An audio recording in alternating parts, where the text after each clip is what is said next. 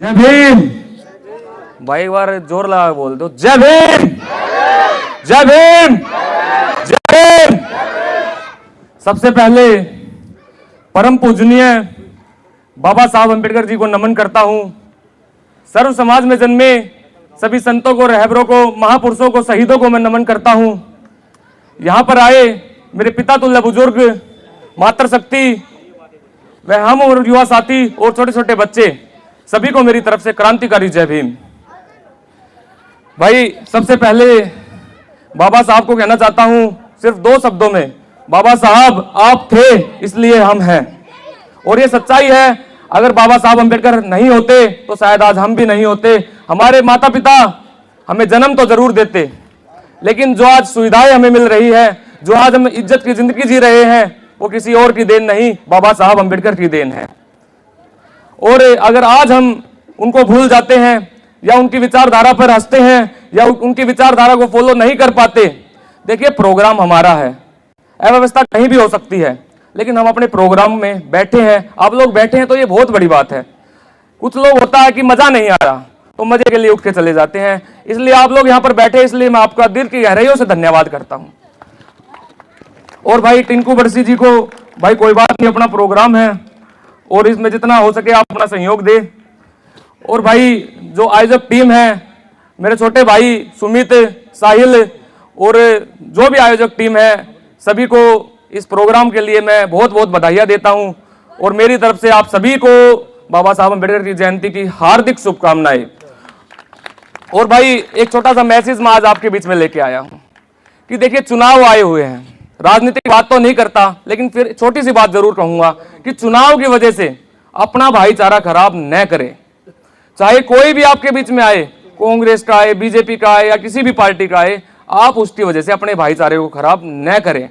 और हाँ, एक छोटा सा राजनीतिक मैसेज जरूर दूंगा, किसी की सपोर्ट नहीं लेता, लेकिन एक मैसेज जरूर देना चाहता हूं कि भाई उन लोगों को जरूर याद रखना जिन्होंने आपके साथ गद्दारी की है, जिन्होंने आपके साथ आपके नेता का कैरियर खा गए। जो लोग, मैं नाम नहीं लूंगा किसी का, लेकिन ये बात जरूर कहना चाहता हूं कि जो लोग आपके नेताओं के कैरियर को भी खा गए, जो लोग आपके नेताओं पर हमले करवाते हैं, देखिए अगर आपके समाज का नेता है, चाहे किसी भी पार्टी में हो, बीजेपी में हो, कांग्रेस में हो, तो वो आपके समाज का है, आपके प्रति ये तो आपके मन में ये तो रहता है कि भाई हम मेरे समाज का है। चुनाव आए हो इसलिए राजनीतिक बात कर रहा हूं, नहीं तो पहले भी यहां पर आया हूं। तो भाई उन लोगों से सावधान रहे, उनको सबक जरूर सिखाए। जो लोग भी, स्पष्ट रूप से बताना चाहता हूं, जो आपका नहीं हो, आप लोग उसकी बात करो जो आपके हक की बात करे, आप लोग उसकी बात करो जो आपके हित की बात करे। अगर आपके हित की कोई बात नहीं करता, आपको दबाने की कोशिश करता है, तो अगर आज भी हम दबते हैं ना, तो फिर वो बाबा साहब अम्बेडकर की पूरी जीवन की सारी कुर्बानियां व्यर्थ समझी जाएगी। मैं यहां पर कोई भाषण देने नहीं, सिर्फ और सिर्फ आप लोगों के बीच में और मेरे इन भाइयों से मिलने के लिए आप लोगों के बीच में आया हूं। ना कोई नेता हूं, ना कोई लीडर हूं, आपका बालक हूं और आपका भाई हूं, छोटा बड़ा कोई भी मान लो। लेकिन भाई ये आपको ये जरूर कहना चाहता हूं कि दुश्मनों से सावधान जरूर रहे।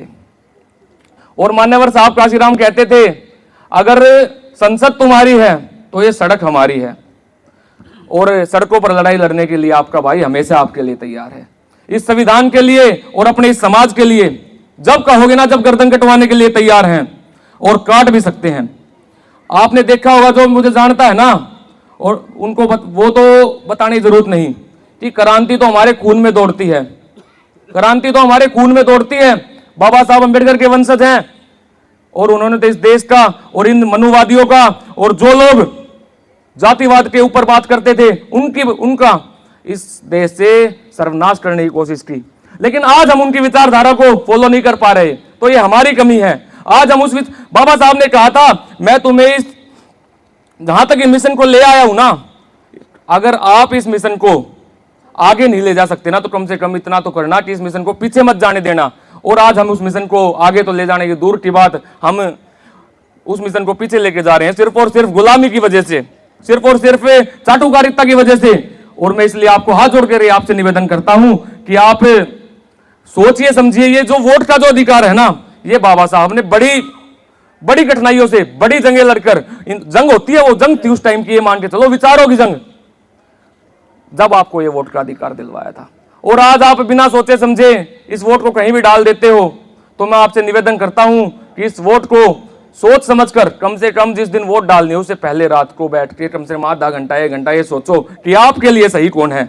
मैं नहीं कहता आप उसको दो या उसको दो, लेकिन मैं ये जरूर कहता हूं आप जरूर सोचो कि आपके लिए सही कौन है। आज तक आपके लिए आपके बीच में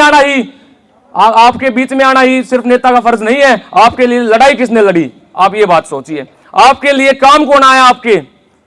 ये सड़कें बनवाना, गली बनवाना कोई काम नहीं है। काम आपके समाज के हित में, आपके समाज के लिए कहां कौन खड़ा पाया।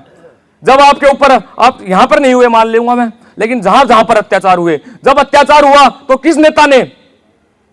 एक बात बताता हूं मैं, यूपी में हाथरस कांड हुआ, सारे कांग्रेसी वहां पहुंच गए।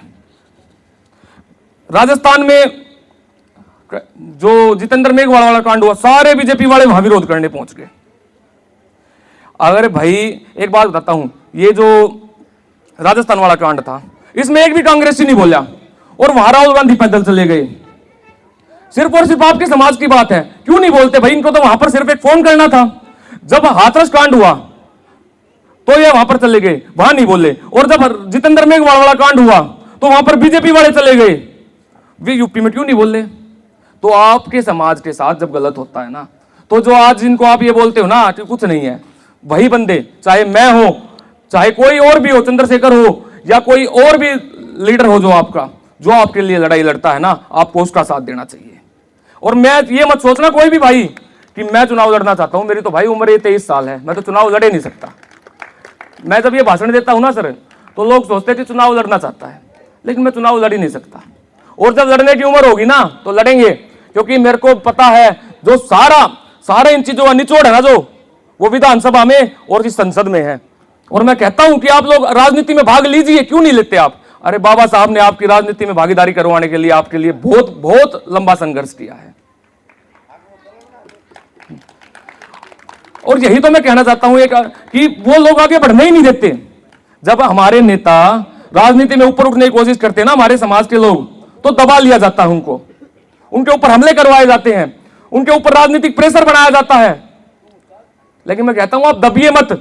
मैं उन नेताओं के साथ, उन नेताओं को भी बोला है मैंने काफियों को कि यमन उड आपके साथ खड़ा है, और जहां जरूरत पड़े ना वहां बता देना। युवाओं की फौज लेके चलते हैं, पूरी युवाओं की फौज। और इस फौज को ना समाज के ऊपर जब बात आई ना, तो ये पूरी फौज इस पूरे इन चक्का जाम कर देंगे। और पता था एक छोटा सा एक्ट है, SC/ST एक्ट, जिसका इस समाज को पता था। जब उस एक एक्ट के लिए समाज इस पूरे देश को बंद कर सकता है ना, तो जब और ना बहुत एक्ट बदले गए हैं, बहुत एक्ट बदले गए, लेकिन उस एक्ट का मेरे समाज को पता था कि अगर इस एक्ट को बदल दिया गया तो बहुत दिक्कत होनी है, हमारे ऊपर अत्याचार बढ़ जाएंगे। पूरा देश रोड पे आ गया, पूरा देश रोड पे आ गया, पूरा देश रोड पे आ गया। और इतने एक्ट, अब तो इतने एक्ट बदल दिए गए हैं, कितने, बहुत ज्यादा, जिनका हमें पता ही नहीं, तो देश रोड पे आता नहीं। अरे भाई अगर इस संविधान को बचाना है ना, तो मिलकर लड़ाई लड़नी पड़ेगी। इन नेताओं के ऊपर हाथ में बात मत छोड़ो। ये तो जो बैठे हैं ना कांग्रेस बीजेपी में, ये तो सिर्फ गुलामी करने के लिए बैठे हैं, गुलामी करने के लिए बैठे हैं। आपकी आवाज को कभी बुलंद नहीं करेंगे। आपकी आवाज को बुलंद करेगा तो आपके समाज के बीच से आया आपका भाई करेगा, चाहे कोई भी हो, चाहे मैं नहीं अकेला, कोई भी हो। और कभी भी याद कर लेना कभी भी याद कर लेना, आधी रात को भी याद करोगे ना तो आपके बीच में मिलूंगा। जब भी आपको दिक्कत आए ना, जब भी कभी भी, तो अपने भाई को याद कर लेना, आपके बीच में मिलूंगा, पीछे नहीं हटूंगा कभी भी। और ना किसी एसपी से डरता हूं, ना किसी डिस्ट्रिक्ट से डरता हूं।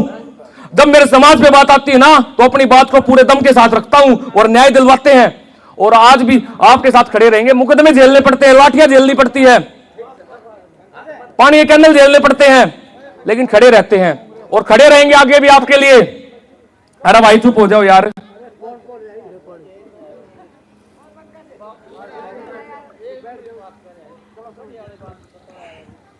तो भाई यही कहना चाहता हूं, अपनी इस बाबा साहब के मिशन को, इस क्रांति को खत्म न होने दो। इस क्रांति को थोड़ा थोड़ा सही देखो। अगर आप सरकारी नौकरी पर हो तो आप अपनी कमाई में से, बाबा साहब कहते थे 2-4-5% हिस्सा बड़ी कमाई में से दे दो इस मिशन में। अगर आप नौकरी पे नहीं हो तो आप अपना समय दे दो, जिसके पास जो भी है इस मिशन को थोड़ा थोड़ा जरूर दे दिया करो भाई। ये मिशन ऐसे ही नहीं चलता। और इस मिशन को चलाने के लिए हर चीज की जरूरत है।